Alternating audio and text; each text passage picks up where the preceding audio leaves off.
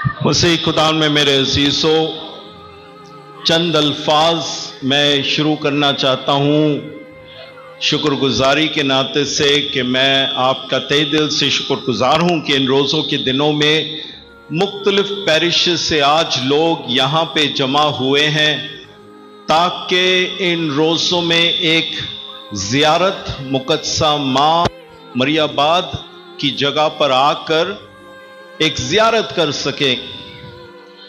हम रोज़ों में याद करते हैं कि यस्सु बियाबान की तरफ गया, 40 दिन रोज़े रखें।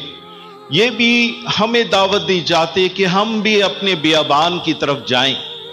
और आज आपका यहाँ पर आना इस बात की गवाही है कि जिस तरह यस्सु ने सफ़र किया बियाबान की तरफ, आप आए हैं इन रोज़ों के दिनों में ताकि अपने दिल के बियाबान कलाम की तरफ चलते हैं और कोशिश करेंगे कि मुक़द्दसा माँ की जिंदगी के साथ इस कलाम को के साथ मिला लें।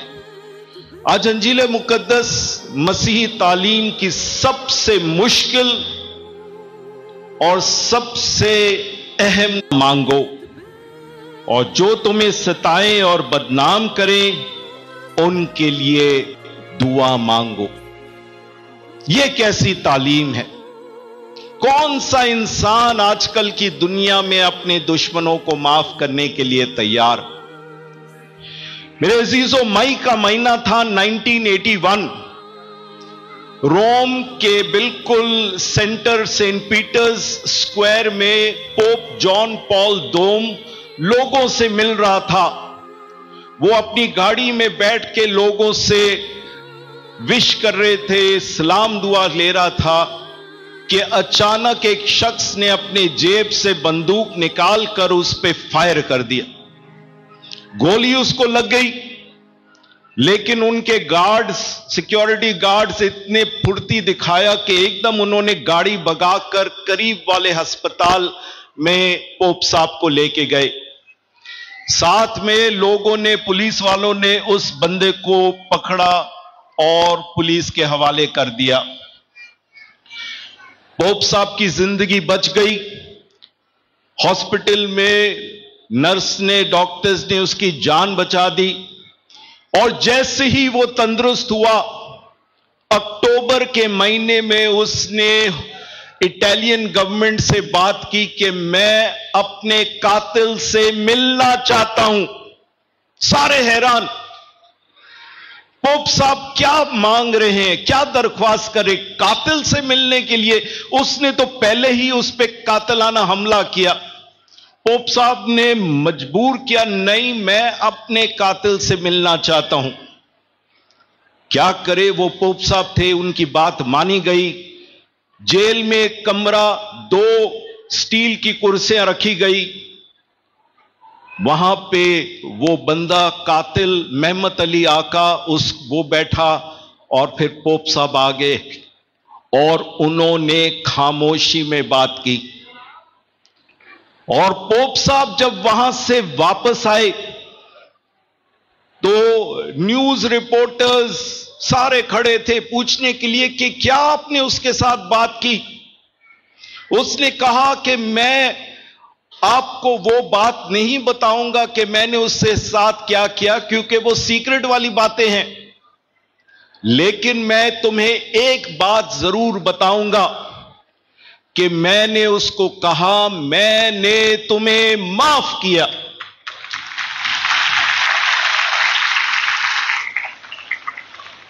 अगले दिन न्यूज़पेपर हेडलाइंस में पोप साहब ने अपने कातिल को माफ किया। और एक न्यूज रिपोर्टर ने यह भी लिखा, हम तो भाई अब एक दूसरे को माफ करने के लिए तैयार नहीं, लेकिन पोप साहब ने अपने कातिल को माफ किया। मेरे अजीजों, अगरचे आज की अंजील मुक़द्दस हमारे लिए बहुत मुश्किल है, जब यस्सु कहता है कि मैं तुम्हें यह कहता हूं कि तुम अपने दुश्मनों को प्यार करो और अपने सताने वालों के लिए दुआ मांगो। यह कोई इंसान नहीं कर सकता है। अगर ताकत माफी हमारे अंदर है, वो ऊपर से आता है, यानी खुदावन से आता है। आप और मैं इंसान होते हुए माफ नहीं, इंसान होते हुए हम बदला लेना चाहते हैं, और बदला बहुत अच्छी तरह से हम लेते हैं। मिसालें हैं बदला लेने की। किसी ने गुस्से में आके अपने भाई को कत्ल किया प्रॉपर्टी की वजह से वगैरह, बड़ी बड़ी मिसालें हैं। लेकिन माफी की मिसालें आज यीशु कहता है दुनिया में माफी की भी मिसालें हैं, और हमें दावत दी जाती है कि हम माफी की मिसालों पर ज्यादा उस पर जोर दें। लेकिन मेरे अजीजों, आए आज जब हम मुकद्दसा मां पर गौर कर रहे हैं, गौर करने की कोशिश करें कि मुकद्दसा मां और आज की तलावतें में क्या कौन सी बातें हैं जो हमें ईमान के नाते से हौसला मंद देती है।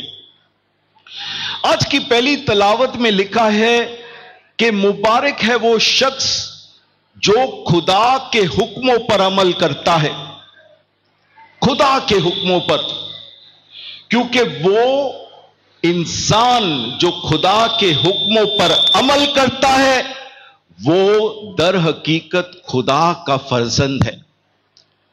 पहली तलावत हमें दावत दी जाती है कि हम रासबाज हो, खुदा के हुक्मों पर चले।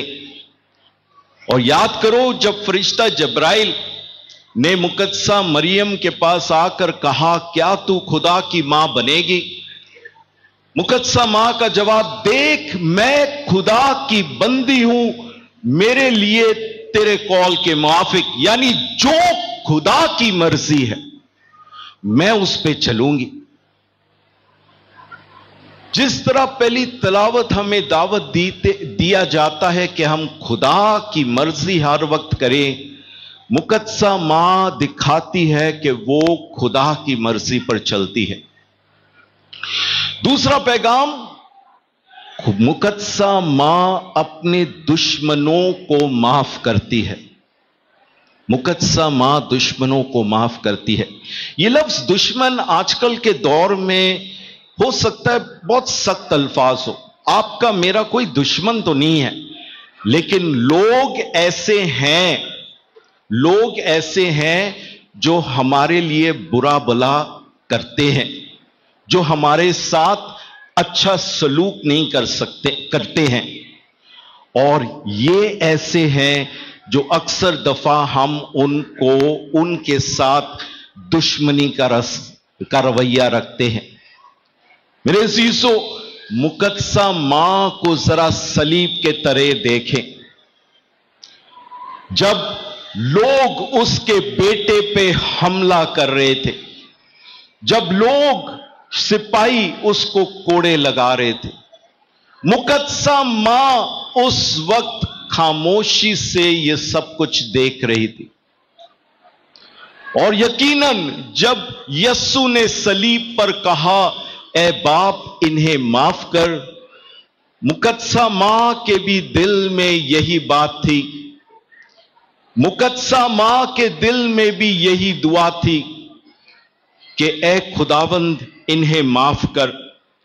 क्योंकि मेरे अजीजों, मुकद्दसा मां यस्सु के साथ साथ चलती थी। और जिस तरह आज यस्सु हमें दावत देता है कि तुम अपने दुश्मनों के लिए दुआ करो, अपने सताने वालों के लिए दुआ करो, मुकद्दसा मां सलीब के तले खड़ी होकर उसकी दुआएं दिल के अंदर यही थी कि ये जो मेरे बेटे के सताने वाले हैं, दुख पहुंचाने वाले हैं, ए बाप इन्हें माफ कर। और तीसरी बात मेरे अजीजों, जो मुकद्दसा मां से हम सीखते हैं, उसका मुकम्मल भरोसा खुदा पर, मुकम्मल भरोसा खुदा पर। हम देखते हैं, और आपने भी तस्वीरें देखी होगी, मुकद्दसा मां सलीब के नीचे खड़ी है। वो कभी चिल्लाती नहीं, रोती नहीं, बल्कि खामोशी में दुआ करती है।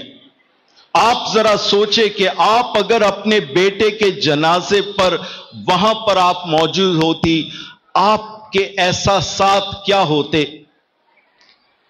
लेकिन मुकद्दसा मां रोती नहीं, ईमान से दुआ करती है। क्यों? क्योंकि मुकद्दसा मां अपने खुदावन पर भरोसा रखती थी कि अगरचे ये वक्त मेरे बेटे जहां पर दुख तकलीफ वो सह रहा है, ये शैतान का वक्त है, लेकिन जरूर आएगा, वक्त आएगा जब मेरा खुदावंद, जब मेरा बेटा मौत पर फतह पाएगा। और मेरे अजीजों, आज हमें याद दिलाया जाता है कि मुकद्दसा माफ करने की बेहतरीन मिसाल है। और जब यीशु हमें कहता है कि अपने दुश्मनों से, लेकिन अपने दुश्मनों को प्यार करो, अपने सताने वालों के लिए दुआ करो, मुकद्दसा मां की सारी जिंदगी इस बात पर है कि वो भी अपने सताने वालों के लिए दुआ करती थी, दुश्मनों से प्यार करती थी। मेरे अजीजों, इन सब बातों को जमा करके आपके लिए, मेरे लिए क्या पैगाम है? एक डॉक्टर छोटे बच्चे पे उसने सर्जरी की और उस बच्चे की जान बचा दी, लेकिन अब फेफड़ों में पानी नहीं जाना था, इसी वजह से एक पाइप के जरिए से जो भी पानी था उसको निकालना था। और उसने नर्स को कहा कि देखो, हर 10-15 मिनट के बाद उसके फेफड़ों को इस मशीन के जरिए से पानी निकालना। नर्स पूरी रात उसने काम की थी, 12 घंटे से ऊपर। वो बहुत थक चुकी थी, लेकिन फिर भी क्योंकि और कोई नहीं था ड्यूटी पे, उसने फैसला किया, डॉक्टर से कहा हां मैं करूंगी। और जब वो ये कर रही थी, अचानक उसको नींद आ गई। थकावट इतनी थी कि उसकी आंख लग गई। और जब अचानक वो उठ गई तो उसने देखा कि बच्चा तड़प रहा था और पानी सारा पाइप में था। घबराकर उसने डॉक्टर को जल्दी कॉल किया। डॉक्टर आया और बहुत गुस्से में उसने बच्चे की जिंदगी बचाने की कोशिश की। नर्स को डांटा कि ये आपने क्या किया। थोड़ी देर में बच्चा मर गया। डॉक्टर को बहुत गुस्सा आया।